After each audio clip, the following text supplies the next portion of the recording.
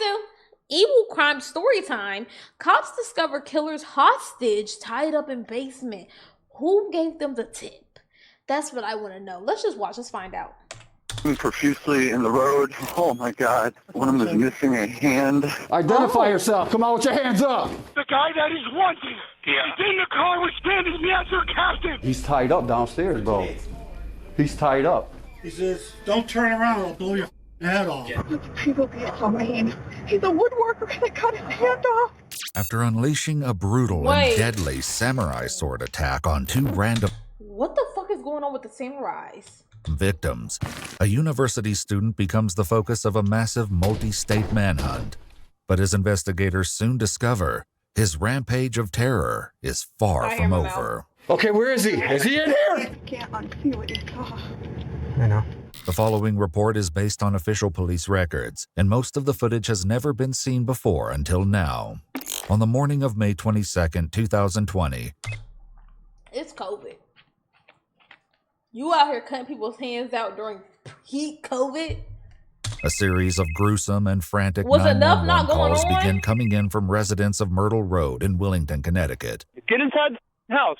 911. There's somebody beating up my neighbor with a bat. A dirt bike just came down. I don't know what happened. I didn't see it, but someone's hit. Two people are hit really badly. Someone was hit and bleeding profusely in the road. And at the end of the Myrtle Road are two very hurt men, and they got attacked by a guy on a motorcycle. This is an emergency. Okay. Do you think they need an ambulance? Yes. You need two. He's threatening me and my family. Bleeding profusely. You think they need an ambulance? Now he's about to drive away on a red motorcycle. Do we know who this person is? I have no idea. I just looked out my window and saw him. It's awful. I don't understand what happened. Oh, no. Oh, my God. Let's stay in the One of them is missing a hand. So my other neighbor is helping one of them, putting a tourniquet around his arm. They're in really bad shape. The man behind this sudden and inexplicable attack has fled the scene, leaving only the vaguest clues behind for witnesses. He was a kid on a motorcycle, and he's probably on Route 320 now. I don't know where he went from there. He had a colored helmet on. Law enforcement arrives to find a bloody scene, with two men lying in the road. 62-year-old Ted Demers and 80-year-old John Franco. Their injuries suggest they were attacked with something less like a bat and more like a blade. They cut off the top of his head. Do they need Oh my that? God. It was 2020. Not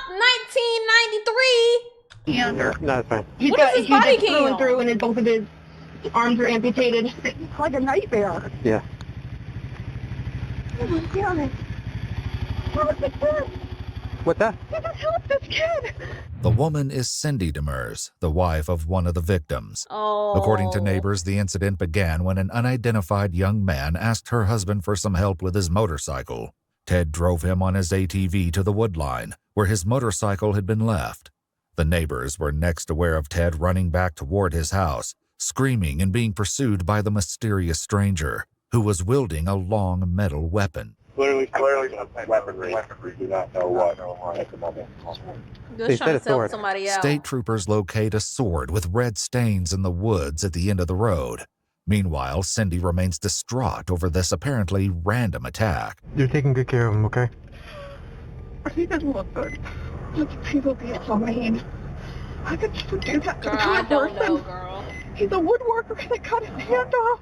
As Ted and his attacker struggled in the road, 80-year-old neighbor John Franco shouted, "What the hell is going on out here?" The man in the helmet attacked him with the sword as well, leaving his hand partially severed and significant cuts to his head, neck, and shoulder. But there's no question that Ted Demers got the worst of it. Our first grade. I have a question. Okay, please, just let me ask. How sharp is a samurai sword that this kid could have that could take a person's hand off in one swoop? Now, they didn't say that the guy who helped him out in the woods, that it was in one swoop, but I'm just kind of assuming he didn't just sit there and let the guy, gnaw his hand off. So I'm asking, how sharp does a blade have to fucking be to cut off a fucking hand? Cut all the way off. Baby, that's gotta be okay. The details she gives the trooper are grim. He's got a huge gash on his left leg that was also We tried to wrap that and tighten it up, make a tourniquet out of it. Okay. I wrapped his right arm. That's been severed just below the elbow. And I wrapped his left hand that has his index finger missing. Oh, Can't okay. unsee it. Oh, It was a finger. my God. Cindy's emotions are Okay, laid bare I as she thought they meant, tells her like, daughter-in-law what no. happened to her husband. So bad.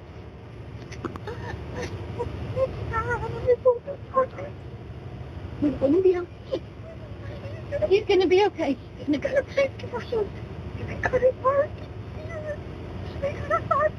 Oh no, they did cut his arm. He's got a big gash on his leg. A big gash on his head. What the hell happened? He would have been giving somebody a ride. He could get his motorcycle. But even in the midst of her shock, she must deliver the news again and again. Bruce, somebody attacked Ted, and their life's starting him to Hartford. That Ted has been attacked in the end of our road. I don't know. It's bad, Bruce. They cut off his arm. They cut him up. Ted Demers does not make it to the hospital. Oh. With several amputated fingers, a severed right hand, and a gate. And he was just trying to help that little snotty ass nosed college kid, bro. Oh my God. Gaping head Rest in wound. peace. He dies in transport. At the scene, the troopers need to know where their suspect is headed. And though they have very little to go on, Red motorcycle, it's a red and white helmet. it turns out to be enough. A witness calls police later that day to report finding a red Kawasaki Ninja abandoned in the woods, approximately 4 miles from the crime scene. They run the registration back to a 23-year-old University of Connecticut student by the name of Peter Manfredonia. He helped this kid to go get his motorcycle. Police still have no idea what brought this soon-to-be college senior to... Well, you gotta just understand, right? College kid, you could be doing a lot of things, right? 23, interning, going into the career you just spent 4 fucking years working on, partying, fucking somebody, you know what I'm saying? You're doing something, and you decide to go outside on your motorcycle with a sword because you're that much of a fucking loser, bro. Like, look at you. Look. Myrtle Road. They speak to Peter's family, who tells them that he's undiagnosed bipolar and suffers from depression. What's good, Kai? They also mention his on-again, off-again girlfriend, Julia, noting that the relationship has, quote, soured, to say the least. Because she was probably scared Whatever for her his life. motives, it's clear that Peter is not finished yet.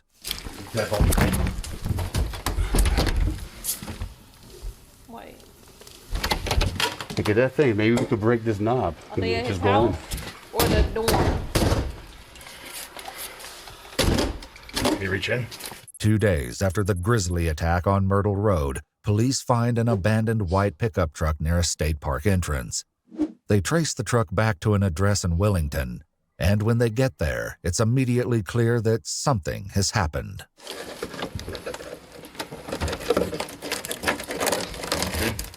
Good. State police. Anybody in the house? Down. You're upstairs? He's up there. State police. Downstairs. Identify yourself. Come on with your hands up. Come on with your hands up. Put your hands up. Hands up. Who's in here? Who's in? Anybody else in here? Yeah, the guy you're looking for. That son of a... He made a goddamn entrance in there. I've been here for 2 days. Okay, where is he? Wait, He what? took my pickup. He stripped the f***ing house. He's gone. Is he in That here? guy's a wacko. Is he in here? He's not in here. Turn. Where's the light? Where's the light? Right to your left, officer. Right here? No, look in the corner. All the lights are right. He's not in here? He's not in. Where did he go? I'm pretty sure. Clear this area. Down in the basement is 73-year-old Donald Hipsky, who says he's been held captive in his own house by the very man Connecticut police are after, Peter Manfredonia. He's got the white pickup. That son of a... But how was he captive? I thought he been like He's tied not in here. up. Got it. If you're in here, put your hands up if you're in here. Put your hands up. Roger. If you're in here, come out.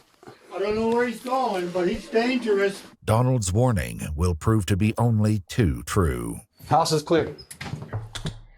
Cops discovered killer's hostage tied up in basement. Well, we just found the nigga in the basement, and he wasn't tied up. Who is this? Ewu, cold cam, body cam, crime time, story time. I don't like being deceived. Dude, that's some scary shit right there, bro. Or maybe he has another victim. He was here until this morning. Yeah, he's tied up downstairs, bro. Wait, he was tied up? Let me go back. Cause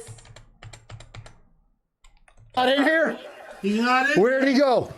I'm pretty sure. Clear this area. Down in the basement is 73-year-old Donald Hipsky, who says he's been held captive in his own house by... well, maybe he's tied right here. I don't know why I thought I seen him put two hands up, but maybe I didn't. I don't know. Let me see. State police. Fire yourself. Come on with your hands up. Put your hands up. Hands up. I can't see because his arm. Who's in here? Who's in? Anybody else in here? Yeah. Oh, okay. I see it. You gotta kind of peek under the officer's hand and glove. This arm is tied down, but he put this one up. The guy you're looking for. Okay. Hipsky, Peter Manfred, He's not in here. If you're in, will prove to be only too true. Okay. House is clear. Dude, that's some scary shit right there, bro. So that he was here until this morning. Yeah, he's tied up downstairs, bro. He's tied up. I thought he was in the basement, the guy we're looking for, with him. I'm thinking, because I made a button turn, I'm thinking he was like right there, dude. But he's not, he left. Put the gun to the back of my head because I was sleeping. Oh shit! He says, "Don't Is turn he around." still tied? We didn't free him. I'll blow your head off. I said, "Oh boy, what a way to wake up in the morning." What time was that? It was maybe 5:15. And that was today? No, that was Saturday morning. Where did you get the handgun from in your... Has he had it? No, I had it. I sleep with it, Yeah. especially with this joker running around. Yep. But I had it on the other bed. Oh. Donald says that his attacker duct taped him to a chair and initially identified himself as Rick. When a news report so he about didn't Peter even know Manfredonia's him. attack on Myrtle Road came on television, however, it was obvious that it was the same person. When Donald asked him why he did it, Peter said he hadn't slept for 5 days and, quote, just flipped. Peter held Donald captive for about 24 hours before fleeing with his truck and more than $1,000 in cash this morning. I heard you banging on the door. I was shouting. We couldn't hear you. No, I am so happy to see you guys. Well, we're glad. We're happy to see you. Yeah, we're actually ecstatic to see you standing upright. So He seemed like a fairly decent guy, but he goes off the handle. You Yeah. can't trust him. You Right. did capture him. He's under. No. He's still on the run. No, he's still on the run. Really? Yeah. And unfortunately, he's now more dangerous than ever. He took my goddamn Beretta, my handgun. Police know exactly where Peter abandoned Donald's truck, and it so happens that their next horrifying 911 call comes So that's actually crazy as fuck. Like you wake up, gun to your head, and they're gonna get in the basement. You get in the basement, you're tied up, it's Saturday morning, you don't even watch because you're in the basement, you just know time is passing. You know what I'm saying? You just know time is passing. You're like, he left me here, nobody's gonna find me. Could police randomly find you? You're like, thank God. from an apartment less than a mile away. Hello? Hello? Yes. 911. Yes. 911. Yes. If I need an ambulance here, He got a good I need everything. attitude. State police, everything. I'm the Peter Manfredonia stab my son. Where are you? What town are you in? I'm in Derby. You gotta get here. Yes, just get here now. Sir, what is going on there? My son has been stabbed. I got a child here. I can't tell you. How old is your son? Why will you just get here? Have you dispatched him? Sir, one of my other partners is already starting the ambulance. I'm just trying to get information from him. You better spend everything you got. This is a crime scene. Listen. Is the This is a person that terrible stabbed your dispatcher. son still there? No. What, sir? What is your name?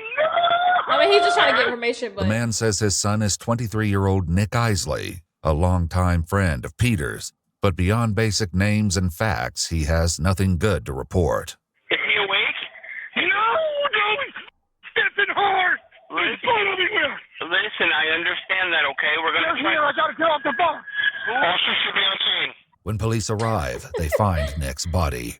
He hasn't been stabbed. I'm not laughing. I'm laughing because he said, "Oh, they're here. I gotta get off the phone." And then the dispatcher's gonna say, "Well, dispatcher, they should be arriving on scene." Well, nigga, I just told you they was here. He's been shot, and he is deceased. Who they do not find is Nick's girlfriend, Shannon, and Nick's father knows why. There is a black Volkswagen. Peter Manfredonia, the guy that is wanted. Yeah. He's in the car with standing me as your captive. Peter has not only killed again, he's taken another hostage.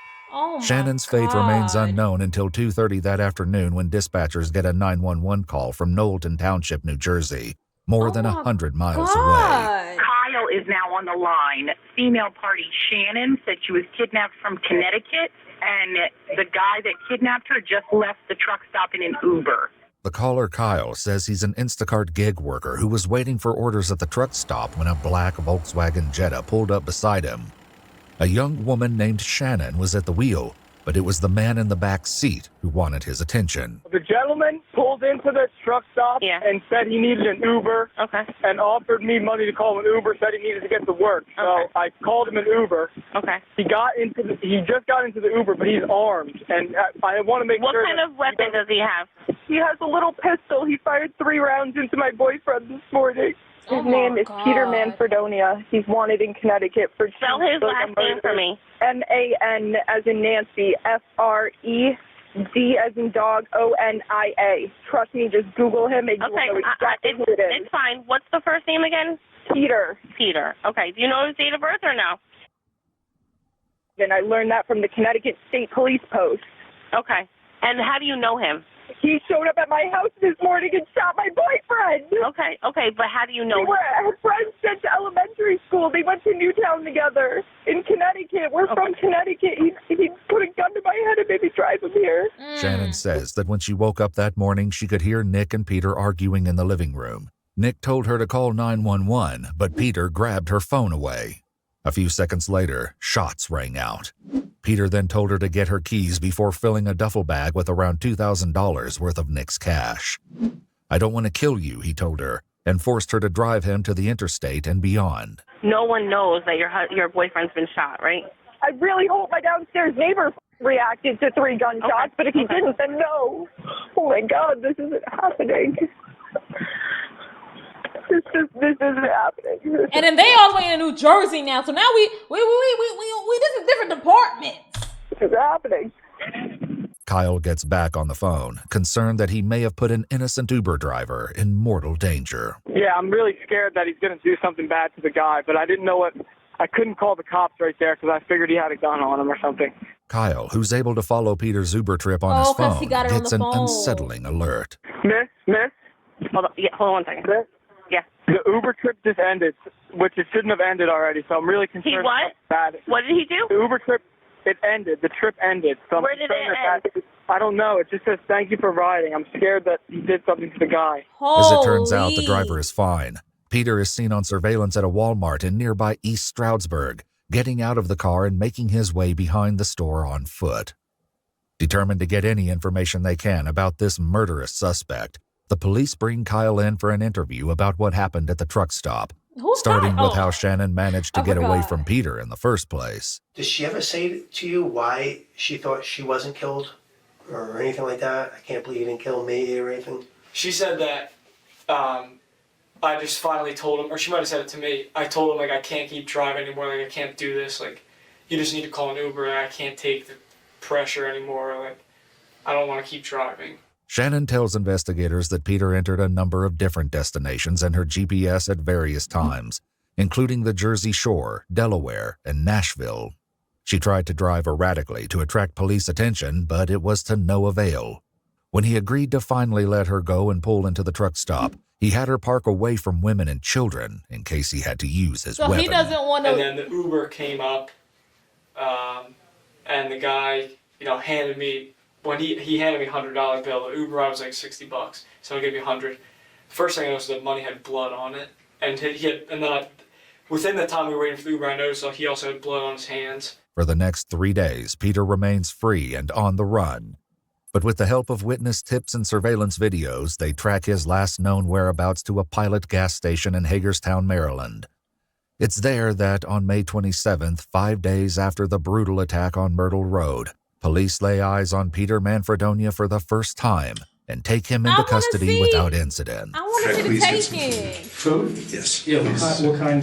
I can do the best I can. That anything. I will. Okay, starving. Okay. All right, no problem. The detectives hope to get some answers about one of the most bizarre and life-destroying crime sprees in recent memory. But Peter is first presented with an option. Your family has hired an attorney, okay? His name is Mike Dolan. I'm sorry. I know my son goes on a murderous fucking rampage and they plaster his fucking face over everywhere. I'm not getting a family fucking attorney for him. I'm sorry. There's some things I will defend, and that's one thing I'm not defending. Okay, good luck, buddy. You're on your own, but you're not using my fucking money. You better get one of the one that's appointed to you, because I can't do nothing for you. He has contacted us, and he's requested to talk to you first, okay?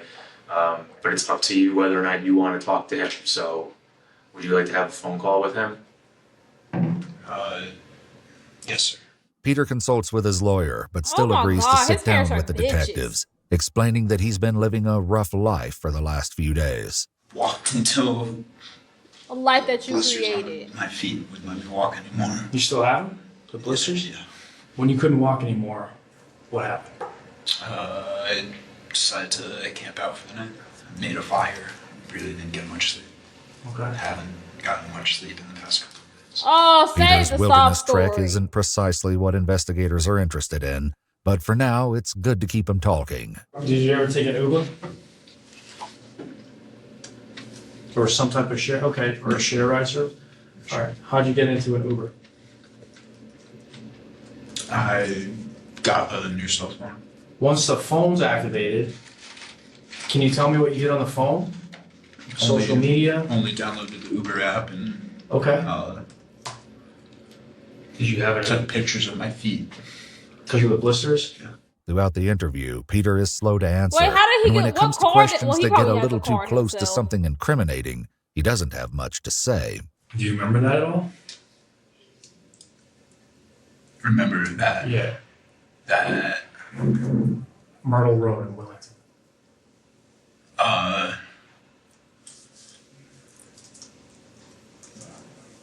Very little. It's not something I've been thinking about. Oh, so With answers nice about for his you. actual crimes to be not thinking about forthcoming, it. I think you the just detective traumatized switched 50 to an families. incident from last year. You know what happened at UConn in the dorm? Must have been struggling with something. Yeah. Remember right on the walls? Roughly 10 months ago, Peter's roommate called University of Connecticut police when he found bizarre and disturbing writings all over the walls, one of which read, "Guns can be fun," in big letters. They spoke to Peter at the time. Not even joking. I walk in my roommate's room like, oh, hey, like you here? I'm moving out that night. I'm calling the cops and I'm moving out that night. I'm not laying my head in the same area as this fucking psycho. Who explained he was upset over his breakup with his girlfriend, Julia. Some of the writings on your wall when that incident happened, was some of that because of what was personal to you? Yeah. Couldn't even tell you where my head was at for a period of that. Mm-hmm. No, that was a whole Just in like a fucking bad way, like just depressed or room filled with shit. Most I've been nearly in my entire life.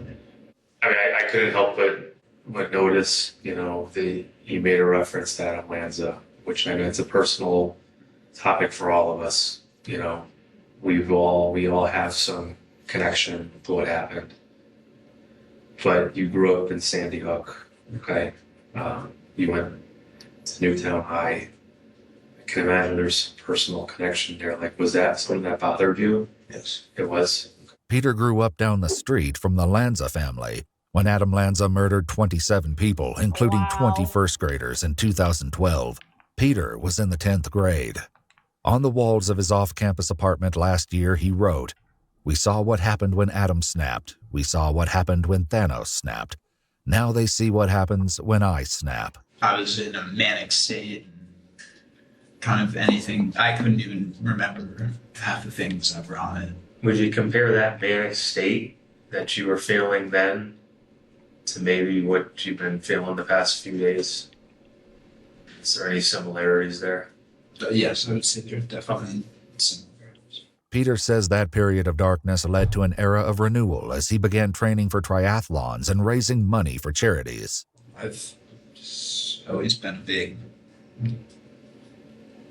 supporter of animals. My grandmother used to take me fishing, and I'd start when I was a kid. I'd just start wailing every time that we caught a fish, and they'd put it in the cooler, and it just freaked me out. Peter's life improvements led him back to Julia earlier this month, but it was a short-lived rekindling. On May 18th, just 4 days before the attack on Myrtle Road, Julia sent him a series of text messages. "You're insane," she wrote. "I invite you over and you continue to go through my phone and go onto my accounts and act like you're some good guy. I don't want you in my life anymore, you psychopath." Mm-hmm. She later tells police that she caught Peter accessing her private nudes and sending them to himself. "If you don't immediately delete every naked picture you have of me, I already am talking to a lawyer and I will take you to court," she texts. But whether this relationship crisis led Peter to commit these atrocities, the detectives don't know.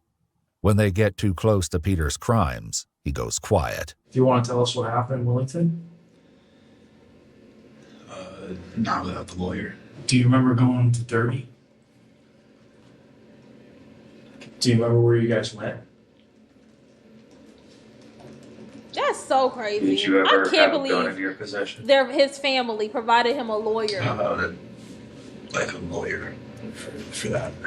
Another question. Another question. I'm just trying to think if there's anything important that I should tell you guys. But soon, Peter has a question of his own. Can you guys track phones? Why?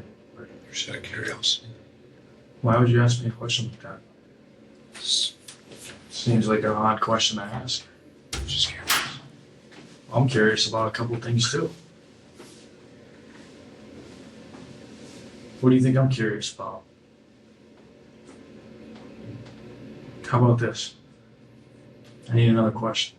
The detectives try once more to break Peter's reluctance to address his crimes. When we sit across from you, Peter, and we hear you say, "Another question," we know. I think that you want to tell us. I really believe that. You're a long way from home. There's always a reason for it, but everyone's reasons are different. Why does that sound like a pit star Definitely quote? been struggling with a lot of. And for Peter's fuck crime your spree, struggle. an outburst of violence and aggression that Peter himself refuses to acknowledge. I mean, I think you know what we're getting at, and I would really like to know about the last 5 days or so of your life. And I understand if you have to protect your family. I get that. Who the fuck is his family? Love to help you more. I totally understand. I get it. We need Police to learn stone no them more niggas. from Peter, and the real reasons behind his murders never come to light. According to Shannon, Peter told her on their long drive that the man on the ATV said something that triggered him. The other man, he said, just got in the way. As to why he was on Myrtle Road with a sword to begin with cannot be said for sure. What is known is that Peter's ex-girlfriend Julia lived only a few doors down from the attack. Were you told what the charges are in the warrant? You might be able to go to the bathroom just to think for a minute. I would actually legitimately ask. I mean, I'm not trying. We're just making sure you know what you're charged with. The warrant, okay, is for murder, assault, home invasion, and kidnapping. Peter has no reaction, but despite his refusal to speak to his crimes today, he ultimately pled guilty to 2 counts of murder, for which he was sentenced to 55 years in prison each. 1 count of first-degree assault, sentenced to 20 years, 1 count of home invasion, 25 years, and 1 count of first-degree kidnapping, 25 years. All sentences will be served concurrently. No. giving Peter Manfredonia a practical sentence of 55 years in prison. Not long enough. He's currently serving his time at Garner Correctional, a high-security state. Not long enough. I know that puts that nigga at like 78. What did they say? He's like 70, 23 or something like that. Not long enough, but we need longer. He still has a chance to be out in this world at 78, okay? We need longer. We need longer. Life plus plus. Life plus plus, bro. This was ridiculous. And now that I said that his girlfriend was living just a couple doors down, it makes you think like, was his girlfriend or ex the reason he immediately, you know what I'm saying? He probably was on the way out there. But I don't know. But then what happened with his bike? Because why was your bike randomly in the woods? Okay, so you asked this random man. No, I kind of felt like you would. I don't know. I don't understand. I wish we got some explanation. I wish the families got some explanation. But this was crazy, bro. W video, bro. W fucking sick video.